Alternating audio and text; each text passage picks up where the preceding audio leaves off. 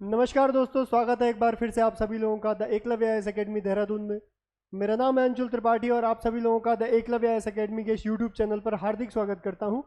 इस उम्मीद में कि आप सभी लोग बहुत अच्छे होंगे, अपने स्वास्थ्य का बहुत बेहतर ध्यान रखे हुए होंगे और अपनी तैयारी को बहुत बेहतर तरीके से शुरू कर चुके होंगे। जैसा कि आप सभी लोग जानते हैं कि हम इन वीडियोज़ के माध्यम से अलग अलग कारणों से मिलते हैं।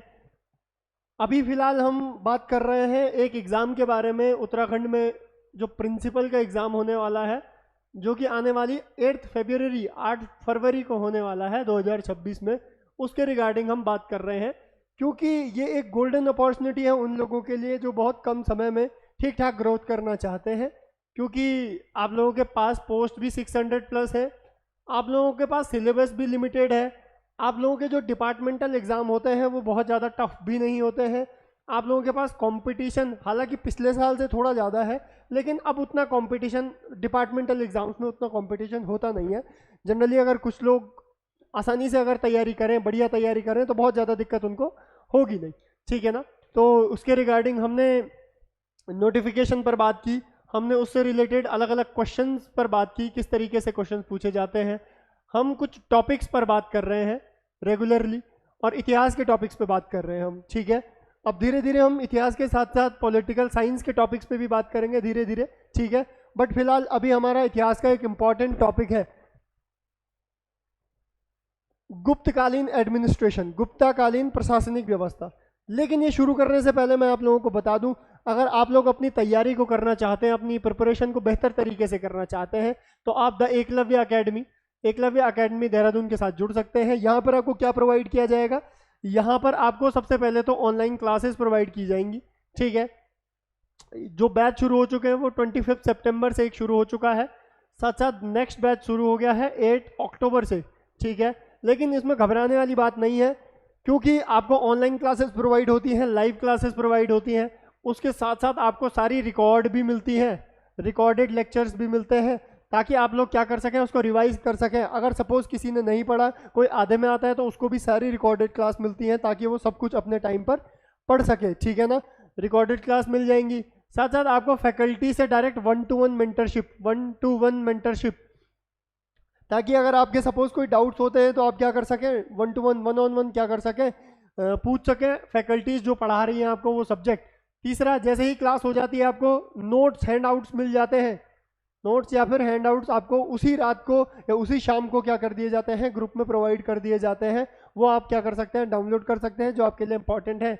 और लास्ट, मंडे टू फ्राइडे होती है क्लास, सैटरडे को आपका होता है टेस्ट। अच्छा, ये टेस्ट आप लोगों को जो क्लासेस पढ़ाई हैं, जो नोट्स हैं, उससे बनाया जाता है। तो देखिए, आप लोगों के पास क्लास हो रही है, प्लस नोट्स हो रहा है, प्लस टेस्ट हो रहा है, तो इससे ज़्यादा हमें नहीं लगता कि कुछ इस एग्ज़ाम को क्वालिफाई करने के लिए चाहिए। तो आप लोग क्या कर सकते हैं, इंस्टीट्यूट के साथ जुड़ सकते हैं। कैसे, नीचे कुछ नंबर स्क्रॉल हो रहे हैं, आप उन पर कॉल कर सकते हैं। अगर आप कॉल करते हैं तो आपकी इंक्वायरी कर दी जाएगी, आपको काउंसलिंग कर दी जाएगी, जिस तरीके से आप जो डाउट्स हैं सब कुछ क्लियर कर दिया जाएगा। 1% अगर आप देहरादून में रहते हैं तो आप इंस्टीट्यूट आ सकते हैं, यहाँ पर आपके जो भी डाउट्स हैं उनको कंप्लीट पूछ सकते हैं, पता कर सकते हैं, ठीक है। देहरादून में करणपुर डीएवी के जस्ट सामने हमारी ब्रांच है, आप लोग यहाँ पर विजिट कर सकते हैं, ठीक है। नेक्स्ट हमारे पास टॉपिक जो है वो है गुप्ता टाइम पीरियड से रिलेटेड। हमने देखा गुप्तकालीन प्रशासनिक व्यवस्था। अच्छा, ये थोड़ा कंसेप्चुअल पार्ट है। कंसेप्चुअल मतलब तार्किक क्वेश्चन, रेशनल क्वेश्चंस बनते हैं यहाँ से सीधा सादा फैक्ट नहीं बनता, ठीक है। अच्छा, इसीलिए तो हम प्रशासनिक व्यवस्था पढ़ रहे हैं कि किस तरीके से गुप्त प्रशासन चल रहा था, ठीक है ना। अब देखो, प्रशासन का शीर्ष होता था राजा। अच्छा, इस व्यवस्था को क्या कहते हैं, इस व्यवस्था को कहते हैं केंद्रीकृत प्रशासनिक व्यवस्था। इंग्लिश में देखें तो सेंट्रलाइज एडमिनिस्ट्रेटिव सिस्टम, जहां पर किसी भी प्रकार की कोई बात हो प्रशासन से रिलेटेड, लास्ट में बात किस तक पहुंच जाएगी, राजा तक। फाइनल डिसीजन किसका होगा, राजा का होगा। तो इस प्रकार की केंद्रीय प्रशासनिक व्यवस्था थी। मंत्री मतलब हमारे पास मंत्री होते थे राजा की सलाह के लिए, लेकिन फिर भी फाइनल डिसीजन किसका होता था, राजा का ही होता था। अच्छा, मंत्रियों को मंत्रित एवं सचिव शब्द से क्या किया जाता था, प्रोत्साहित किया जाता था, बोला जाता था। मंत्रियों के लिए मंत्रित एवं सचिव शब्द का प्रयोग किया जाता था, ठीक है। साथ साथ अब मंत्रियों के नीचे होते हैं अधिकारी मतलब ऑफिसर्स।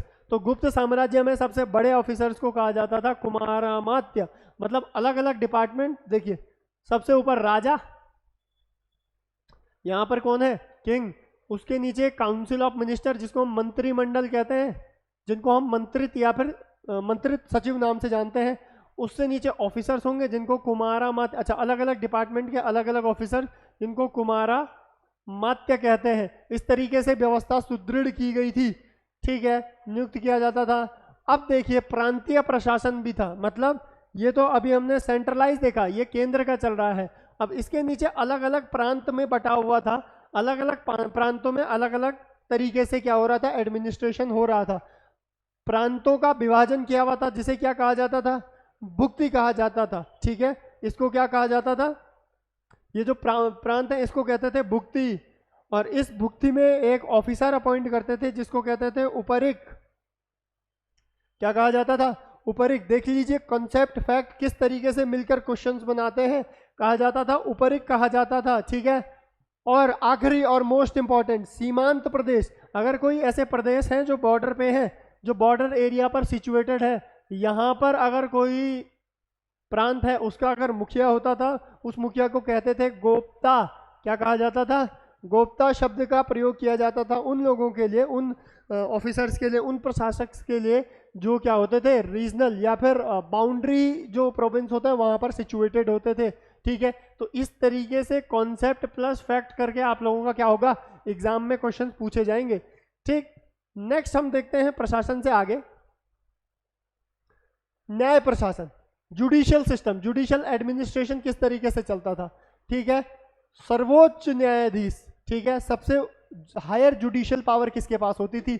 अभी हमने देखा सेंट्रलाइज एडमिनिस्ट्रेशन सिस्टम, तो जहां पर भी सेंट्रलाइज एडमिनिस्ट्रेशन सिस्टम होता है वहां पर सीधा सीधा सारी पावर किसके हाथ में हो जाती है, किसके हाथ में हो जाती है, सारी पावर्स हो जाती हैं राजा के हाथ में, ठीक है, क्योंकि फाइनल अथॉरिटी क्या होगा, राजा।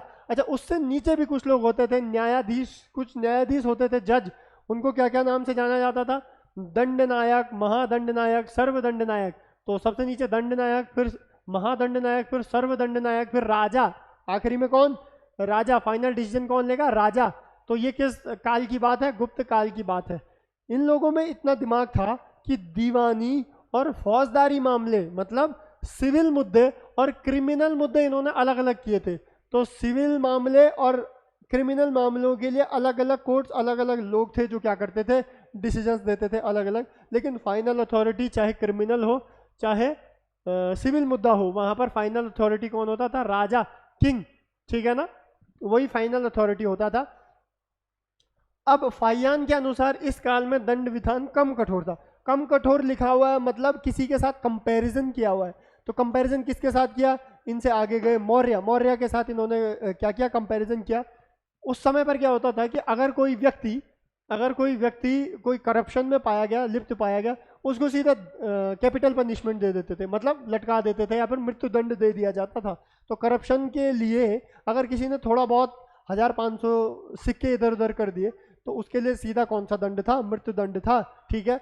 आज के डेट में मृत्यु दंड क्यों दिया जाता है, हीनेस ऑफ द हीनियस क्राइम, मतलब रेयर ऑफ द रेयरेस्ट, मतलब मुश्किल से अगर कोई घटना मिले हमको जो इससे पहले हमने सुनी नहीं, बहुत घृणात्मक घटना है, उसके लिए दी जाती है डेथ पेनल्टी, कैपिटल पनिशमेंट। लेकिन उस समय पर नॉर्मल चीज़ों में भी क्या दी जाती थी, डेथ पनिशमेंट या फिर डेथ पेनल्टी दे दी जाती थी, ठीक है ना। तो ये आप लोगों के पास क्या हो जाता है, इंपॉर्टेंट पार्ट हो जाता है। और नेक्स्ट व्यापार, मोस्ट इंपॉर्टेंट स्लाइड, व्यापार एवं मुद्रा, ठीक है। पहले व्यापार देखते हैं। व्यापार के लिए जरूरी होता है हमारे पास पोर्ट, पोर्ट मतलब तट। तो दो तट थे, एक हमारे पास था पश्चिमी तट, एक था हमारे पास पूर्वी तट। तो पश्चिमी तट कौन सा था, हमारे पास भड़ौच, और पूर्वी तट कौन सा था हमारे पास, ताम्रलिप्ति। यहाँ पर दो बंदरगाह थे जहाँ से शिप क्या जाते थे, अलग अलग डायरेक्शंस में ट्रेड के लिए जाते थे। हालांकि हम जानते हैं गुप्त प्रशासन में जो व्यापार था वो कंपैरेटिवली कम कम कम कम होता गया, लेकिन फिर भी इंपॉर्टेंट है कि इसमें गुप्ता टाइम पीरियड में पूर्वी तट के बंदरगाह को किस नाम से जाना गया, तो किस नाम से, ताम्रलिप्ति, और पश्चिमी को भड़ौच यानी भृगुकच्छ के नाम से जाना गया। दो बंदरगाह थे, ठीक। और जो व्यापार होता था वो किससे होता था, ऑब्वियसली बंदरगाहों से होता था, पोर्ट से होता था, ठीक।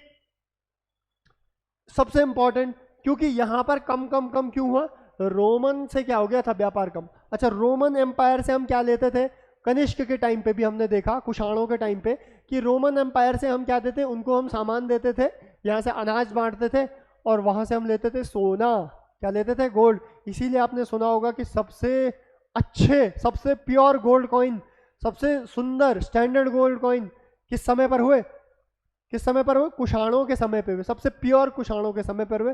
और सबसे ज़्यादा, सबसे नंबर में सबसे ज़्यादा किसके टाइम पे हुए, गुप्ताओं के टाइम पीरियड में। तो इन्होंने रोमन व्यापार बंद हो गया था, किंतु चाइना से व्यापार क्या हो गया था, बढ़ गया था। चाइना से व्यापार अगर आप सोचें तो उत्तराखंड के इतिहास में भी आप लोग हुनिया सौका व्यापार के नाम से सुना होगा आपने। तो कुछ नॉर्थ ईस्टर्न पार्ट या फिर थोड़ा अपर नॉर्दर्न पार्ट जहाँ से क्या होता था, जहाँ से चाइना के साथ व्यापार होता था, ये पहले से चला आ रहा है। तो ये आपके पास इंपॉर्टेंट एस्पेक्ट है जिससे आप क्या कर सकते हैं, किसी भी टॉपिक को समझ सकते हैं, पढ़ सकते हैं, ठीक है ना। तो इस तरीके से, इस अप्रोच से अगर आप तैयारी करेंगे तो आप लोगों को क्या मिलेगा, मैक्सिमम ऑप्टिमम रिजल्ट मिलेगा। अगर आप लोग तैयारी करना चाहते हैं, अच्छे से करना चाहते हैं, तो जैसे कि मैंने वीडियो की शुरुआत में कहा, आप इंस्टीट्यूट के साथ जुड़ सकते हैं। नंबर्स नीचे स्क्रॉल हो रहे होंगे, आप वहाँ पर कॉल कर सकते हैं, या फिर अगर आप देहरादून में हैं तो एक बार विजिट कर सकते हैं हमारा इंस्टीट्यूट, ताकि आपको ज़्यादा नॉलेज हो सके, ज़्यादा पता चल सके, कंप्लीट काउंसलिंग हो सके, ठीक है। तो आज इस टॉपिक को हम यहीं तक रखते हैं, आपसे नेक्स्ट वीडियो में मुलाकात होगी, तब तक के लिए धन्यवाद, जय हिंद।